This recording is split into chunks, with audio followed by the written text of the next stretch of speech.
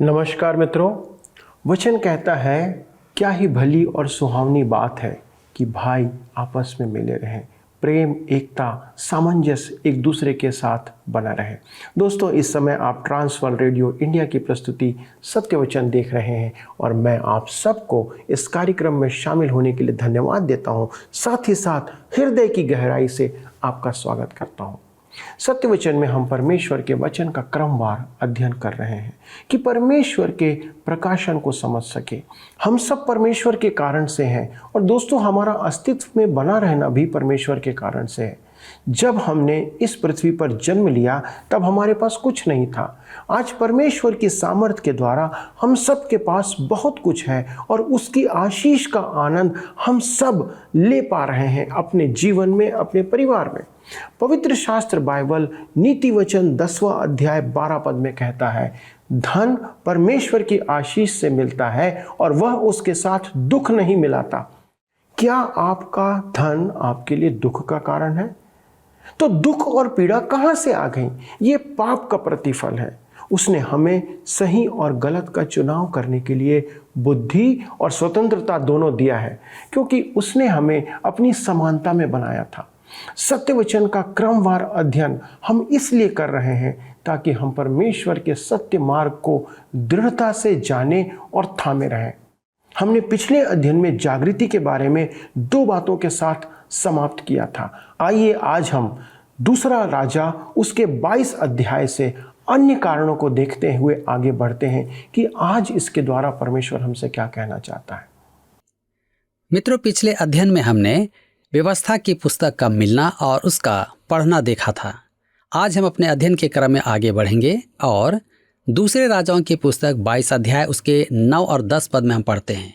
यहाँ पर लिखा है, तब शापान मंत्री ने राजा के पास लौटकर यह संदेश दिया, जो चांदी भवन में मिली उसे तेरे कर्मचारियों ने थैलियों में डालकर उनको सौंप दिया, जो यहोवा के भवन में काम करने वाले हैं।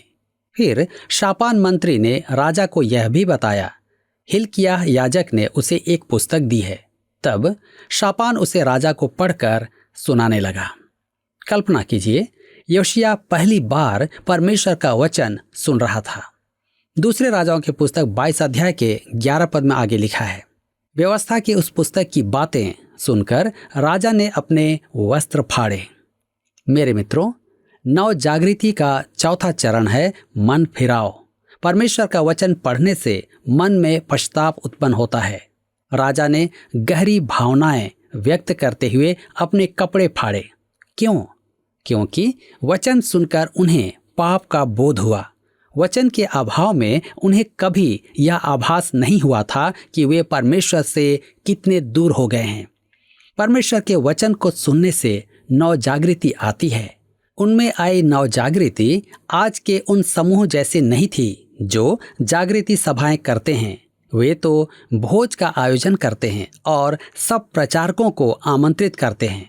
उनका उद्देश्य होता है कि मीठी मीठी बातें करें और सकारात्मक बातों के द्वारा सबको एकत्र कर लें। मेरे मित्रों, सच्चे मन फिराव के बिना नव जागृति नहीं आती है। मुझे एक अति उत्तम विश्वासी के विषय सुनी घटना स्मरण आती है। वह कलीसिया के पदाधिकारियों के समक्ष खड़ा हुआ और कहने लगा, इस कलीसिया के लिए आवश्यक है कि पदाधिकारी परमेश्वर के समक्ष मुंह के बल गिरकर पश्चाताप करें। आप जानते हैं कि उन्होंने उसकी बात पर क्या किया? उन्होंने उसे कलीसिया से निकाल दिया। वे उसे देखना भी नहीं चाहते थे। अच्छा होगा कि हम परमेश्वर के वचन को सुने।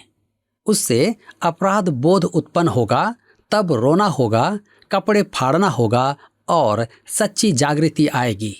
दूसरे राजाओं की पुस्तक 22 अध्याय के 13 पद में हम पढ़ते हैं, यह पुस्तक जो मिली है उसकी बातों के विषय तुम जाकर मेरी और प्रजा की और सब यहूदियों की ओर से यहोवा से पूछो, क्योंकि यहोवा की बड़ी ही जलजलाहट हम पर इस कारण भड़की है कि हमारे पुरखाओं ने इस पुस्तक की बातें ना मानी कि जो कुछ हमारे लिए लिखा है उसके अनुसार करते। योशिय्याह भयभीत हो गया, क्योंकि वह समझ गया था कि वे परमेश्वर के दंड के योग्य हैं। परमेश्वर नबिया हुल्दा के द्वारा यशायाह को वचन देता है, उससे परमेश्वर का दंड और अनुग्रह दोनों प्रकट होते हैं। आइए पढ़ते हैं दूसरे राजाओं की पुस्तक 22 अध्याय उसके 16 और 17 पद में। यहोवा यूं कहता है कि सुन, जिस पुस्तक को यहूदा के राजा ने पढ़ा है उसकी सब बातों के अनुसार मैं इस स्थान और इसके निवासियों पर विपत्ति डालने पर हूँ। उन लोगों ने मुझे त्याग कर पराये देवताओं के लिए धूप जलाया और अपनी बनाई हुई सब वस्तुओं के द्वारा मुझे क्रोध दिलाया है। इस कारण मेरी जलजलाहट इस स्थान पर भड़केगी और फिर शांत न होगी। यशायाह के प्रति परमेश्वर के अनुग्रह पर ध्यान दीजिए। दूसरे राजाओं की पुस्तक 22 अध्याय उसके 19 और 20 पद में हम पढ़ते हैं, इसलिए कि तू वे बातें सुनकर दीन हुआ और मेरी वे बातें सुनकर कि इस स्थान और इसके निवासियों को देखकर लोग चकित होंगे और शाप दिया करेंगे। तूने यहोवा के सामने अपना सिर झुकाया और अपने वस्त्र फाड़कर मेरे सामने रोया है। इस कारण मैंने तेरी सुनी है, यहोवा की यही वाणी है।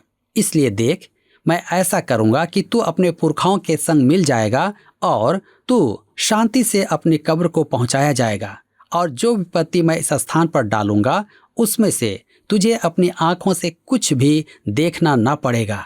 तब उन्होंने लौटकर राजा को यह संदेश दिया। मित्रों, यहाँ पर इसी के साथ अध्याय 22 समाप्त होता है और अब हम अपने अध्ययन में आगे बढ़ते हुए अध्याय 23 से इस अध्ययन को जारी रखेंगे। हम देखेंगे यशायाह की उत्तरोत्तर आत्मिक जागृति। दूसरे राजाओं के पुस्तक 23 अध्याय उसके 1 से 3 पद में हम पढ़ते हैं, राजा ने यहूदा और यरूशलेम के सब पुरनियों को अपने पास बुलाकर इकट्ठा किया।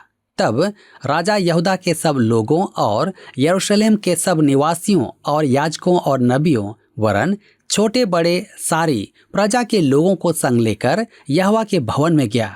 उसने जो वाचा की पुस्तक यहोवा के भवन में मिली थी उसकी सब बातें उनको पढ़कर सुनाई। तब राजा ने खंबे के पास खड़े होकर यहोवा से इस आशय की वाचा बांधी कि मैं यहोवा के पीछे पीछे चलूंगा और अपने सारे मन और सारे प्राण से उसकी आज्ञाएं, चितौनियां और विधियों का नित पालन किया करूंगा और इस वाचा की बातों को जो इस पुस्तक में लिखी हैं पूरी करूंगा। और सारी प्रजा वाचा में संभागी हुई। मेरे मित्रों, उन्होंने प्रण किया कि वे वचन को पढ़ेंगे ही नहीं परंतु उस पर आचरण भी करेंगे, उसके निर्देशों का पालन करेंगे। हम कलीसियाओं में जागृति ला सकते हैं परंतु पापों का बोध केवल परमेश्वर के वचन से उत्पन्न होता है।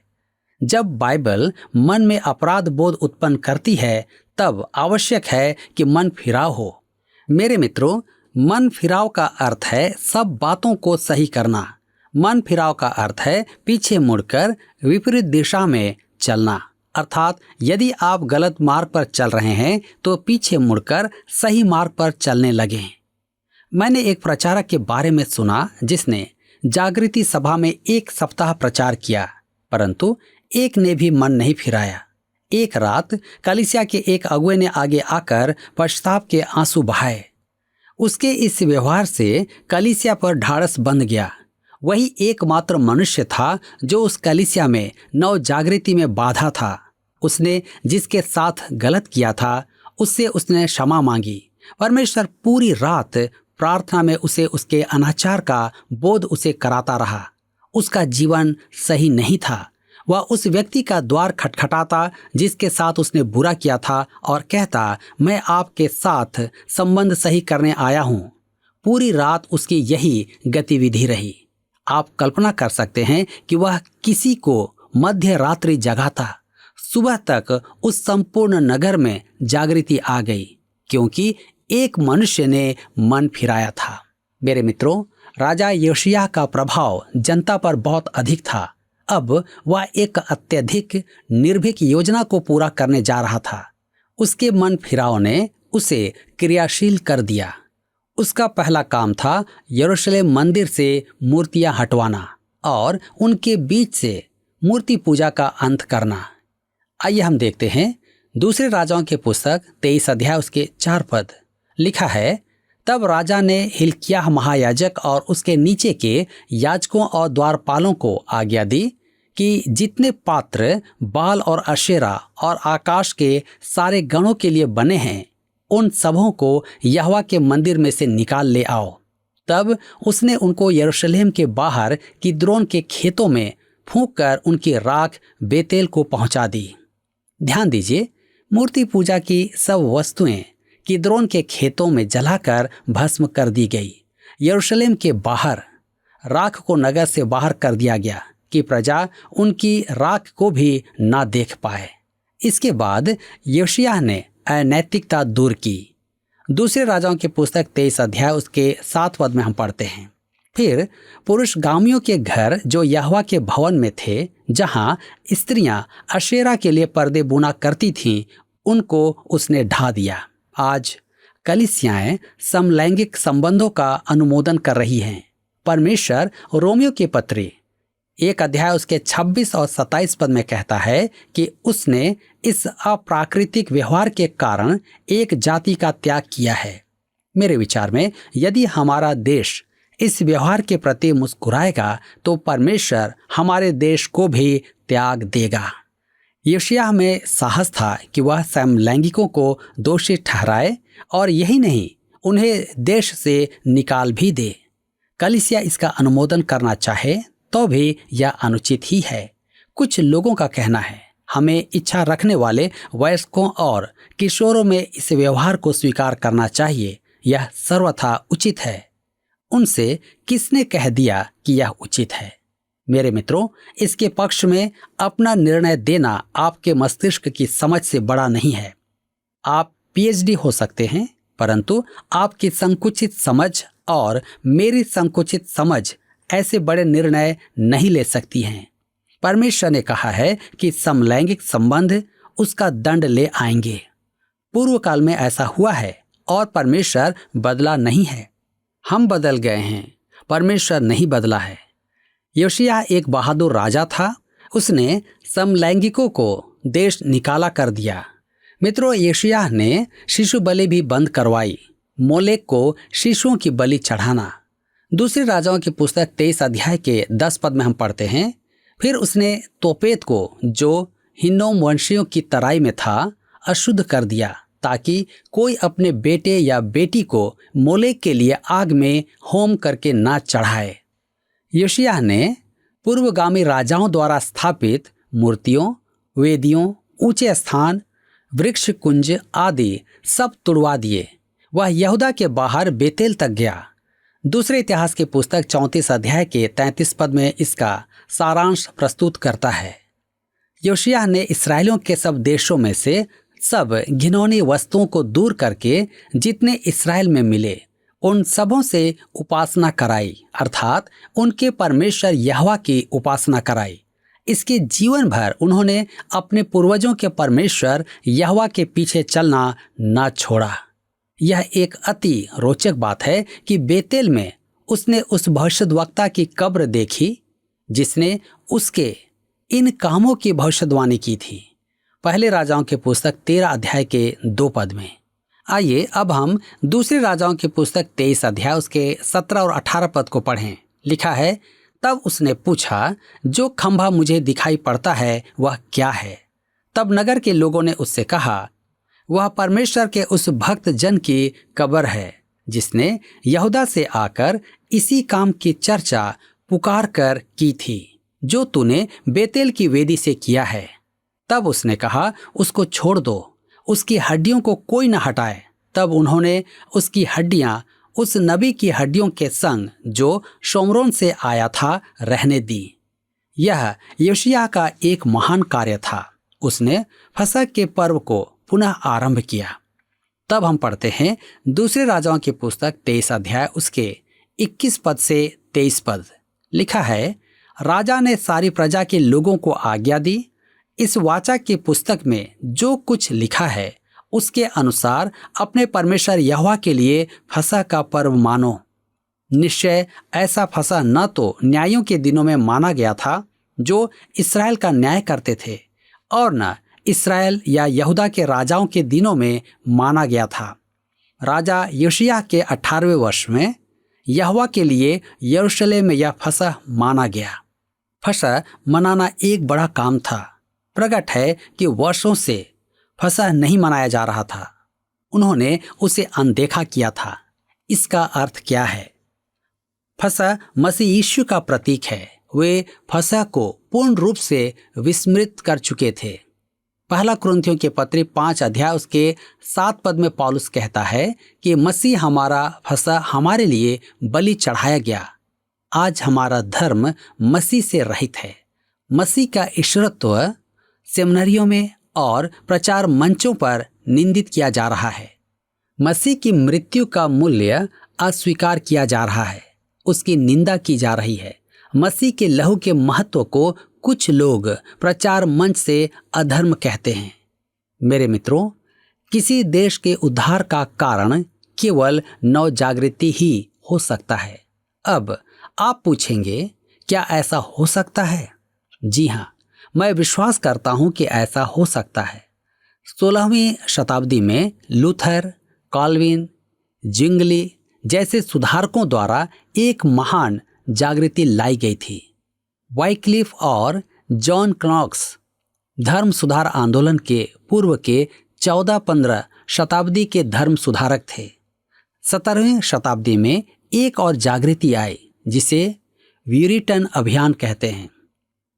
18वीं शताब्दी में अंधकार के युग में एक और जागृति आई जो वेस्ली और व्हाइटफील्ड की अगुवाई का परिणाम था। 19वीं शताब्दी में परमेश्वर के निकट आने का ऑक्सफोर्ड में एक महान अभियान चला और प्रचारक अभियान का उदय हुआ। इसी शताब्दी के अंत में मूडी और फिनी ने महान अभियानों की अगुवाई की। अब ध्यान से मेरी बात सुनो। 20वीं शताब्दी में एक भी विश्वव्यापी पृथ्वी कंपन की जागृति नहीं आई। कुछ स्थानीय जागृतियां अवश्य आई थी।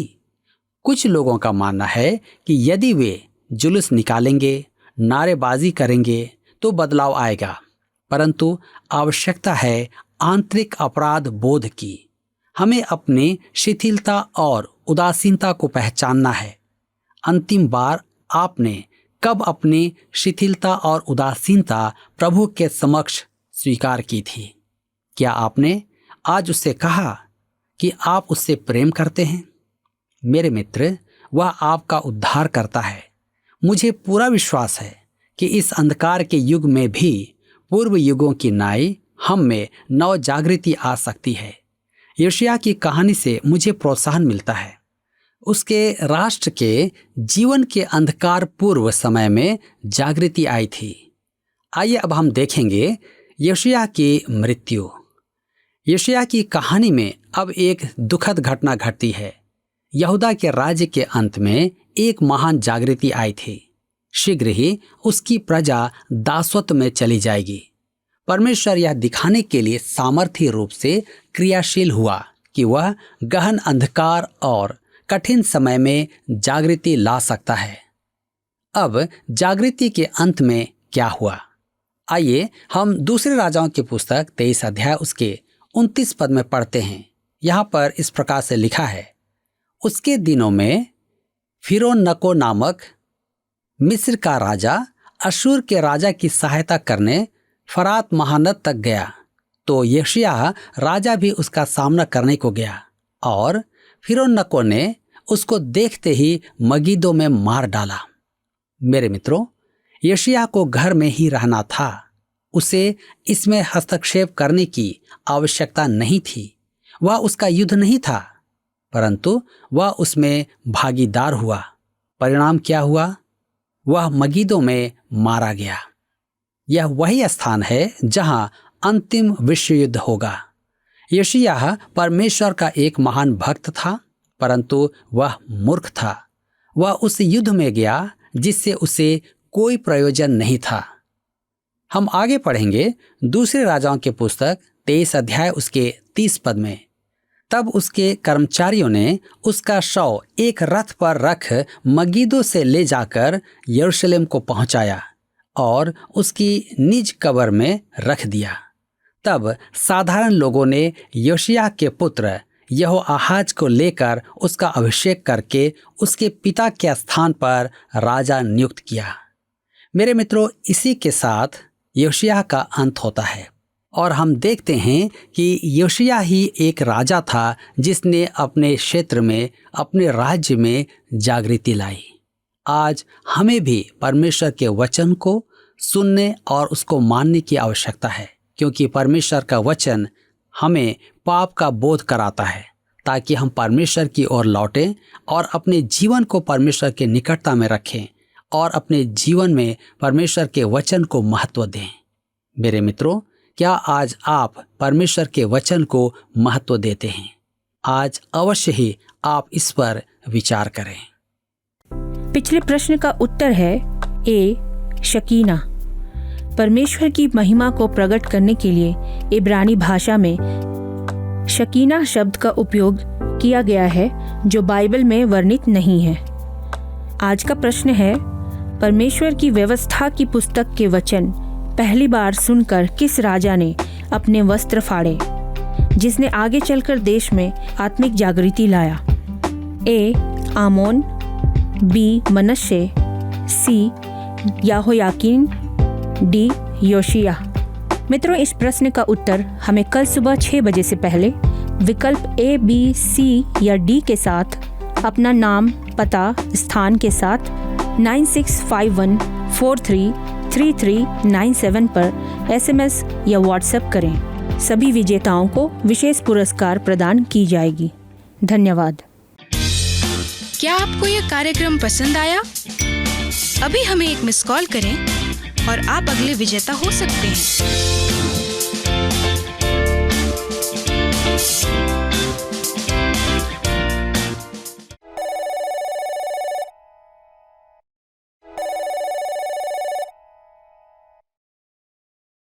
प्रिय मित्रों, हमने देखा कि जागृति किन बातों के द्वारा हमारे बीच में आती है। बहुत सारे मसीहियों को जागृति से कोई मतलब नहीं होता है, क्योंकि उनके लिए इसकी परिभाषा कुछ और ही है। जागृति एक आशीष है, शांति है, विश्राम है, परमेश्वर का अनुग्रह है, आपके जीवन में परमेश्वर की उपस्थिति है, उसके वचन का आज्ञा पालन है। क्या आप इसे ऐसा करना नहीं चाहेंगे? कुछ लोग ऐसा सोचते हैं कि सारे काम छोड़कर प्रार्थना में घंटों लगे रहना ही जागृति है। दोस्तों, हाँ, कभी कभी प्रार्थना में अतिरिक्त समय देना हमारे लिए आवश्यक होता है और ये बहुत आवश्यक है हमारे जीवन में, परंतु इसका अर्थ ये नहीं है कि हम अपने कामों को, अपनी जिम्मेदारी को और अपनी सेवा को छोड़ करके हम सारा समय इसके लिए रखें। हमने देखा कि 4 बातों के द्वारा जागृति हमारे जीवन में आती है। पहला है, जागृति निजी या व्यक्तिगत होती है। जागृति सबसे पहले योशिय्याह राजा के जीवन से आरंभ हुई। क्या आपके जीवन में ये जागृति आरंभ हुई है? दूसरा, हमने पाया कि ये जागृति जो है मंदिर के मरम्मत से हमें दिखती है। क्या आप अपनी कलीसिया के अंदर इस काम को देखना चाहते हैं कि आपकी कलीसिया उन्नति कर रही है? कुछ लोगों ने चर्च को गोदाम बना करके रखा है, जहां सारी गंदगी या सारी भाड़ की वस्तुओं को लाकर रख देते हैं। तीसरा, हमने पाया कि परमेश्वर का वचन, बाइबल का अध्ययन हमें वापस अपने जीवन में लेके आना है, क्योंकि ये जागृति को लाता है। क्या आप प्रतिदिन परमेश्वर के वचन का अध्ययन करते, मनन करते हैं, उसको पढ़ते हैं कि वो आपसे क्या कहना चाहता? और चौथी बात, हमने देखा कि परमेश्वर का वचन हमारी आत्मिक आंखों को खोलता है कि हम पश्चाताप करें। दोस्तों, यदि ये वचन को पढ़ने के बाद आपके हृदय में परिवर्तन नहीं आता है, आपका जीवन का रवैया नहीं बदलता है, तो इसका मतलब है कि आपके जीवन में जागृति अभी नहीं आई है। मित्रों, किसी भी किताब से अधिक हमें पवित्र शास्त्र का आज अध्ययन करने की आवश्यकता है। तो क्यों ना हम अपने परिवार, अपने कलीसिया और अपने समाज को पतन की ओर बढ़ने से रोकें और वचन की ओर बढ़ें, क्योंकि हमें आशीष, विश्राम, शांति, अनुग्रह और परमेश्वर की उपस्थिति चाहिए। तो हमें इस रीति से आज परमेश्वर के सन्मुख आना होगा। इस्राएलियों के पास व्यक्तिगत या प्रत्येक परिवार में पवित्र शास्त्र उस समय नहीं था, लेकिन आज हमारे घरों में है, और यदि नहीं है तो हम आपके लिए उसको इंतज़ाम कर सकते हैं। इसे प्रतिदिन खोलें और संपूर्ण परिवार मिलकर इसे पढ़ें। ये आपके लिए और मेरे लिए इससे अच्छा काम कुछ नहीं हो सकता। आइए प्रार्थना करें। हमारे स्वर्गीय पिता, हम धन्यवाद देते हैं प्रभु आपके अनुग्रह दया के लिए कि आपने आज एक बार फिर से हमें जागृति का मतलब बताया। पिता, अनुग्रह करें कि जब ये वचन हम पढ़ें और सुने तो ये हमारे हृदय में खलबली मचाए, ये हमारे जीवन की बुरी चाल को, गलत बातों को छोड़ने के लिए, दूर करने के लिए हमें ललायित कर दे, हमें ऐसा कर दे कि हम बेचैन हो जाएं और आपके तरफ बढ़ने लगे। प्रभु हमारी सहायता करें, हमारे दर्शकों की सहायता करें कि आज यदि कोई ऐसी बात इस जागृति के रास्ते में अवरोध बन रही है तो प्रभु आप उसे दूर करने में सहायता करें, ताकि हमारे ये प्रिय परिवार आपस में प्रेम, भाईचारे, वचन के मनन और आपके प्रति पश्चातापी हृदय के साथ बढ़ते चले जाएं और ये परिवार आपकी महिमा का कारण हो। हमारे हर एक दर्शक के लिए प्रार्थना करते जो प्रतिदिन आपके वचन में समय दे रहे हैं प्रभु, उनके जीवन में आशीषों को आप परिपूर्ण करें। प्रभु आज हम विशेष प्रार्थना करते पिता, उनके जो रुके हुए कार्य हैं, कुछ लोग हैं पिता जो कि बहुत समय से अपने रुके हुए कार्यों के लिए इंतज़ार कर रहे हैं, चाहे उनके ज़मीन के विवाद हों, चाहे उनके ऑफिस के काम हों, चाहे उनके परिवार के अंदर के कुछ काम हों, चाहे बच्चों के विवाह के काम हो। प्रभु ये सब रुके हुए कार्य को प्रभु आप गतिमान बनाए, उसे गतिशील बनाए प्रभु, कि ये रुका हुआ आशीष उनके जीवन में आज लौटने पाए। और प्रभु आप ऐसा कर सकते हैं, इसीलिए हम आपसे मांगते हैं यीशु के नाम से, आमीन। दोस्तों, एक बार फिर से आपको याद दिलाना चाहता हूँ कि यदि आपको अध्ययन के लिए हमारे पास से एक रूपरेखा चाहिए जो कि भविष्यवक्ताओं और इस्राएल और यहूदा के राजाओं के ऊपर है, तो आप मुफ्त में इसे हमसे प्राप्त कर सकते हैं। उसके लिए सिर्फ आपको फ़ोन, SMS या पत्र के द्वारा हमसे इसकी मांग करना है। साथ ही साथ प्रसारण के अंत में पूछे गए प्रश्न का उत्तर देकर आप इनाम प्राप्त करें। परमेश्वर आपको बहुत बहुत बहुत उन्नति प्रदान करे। धन्यवाद।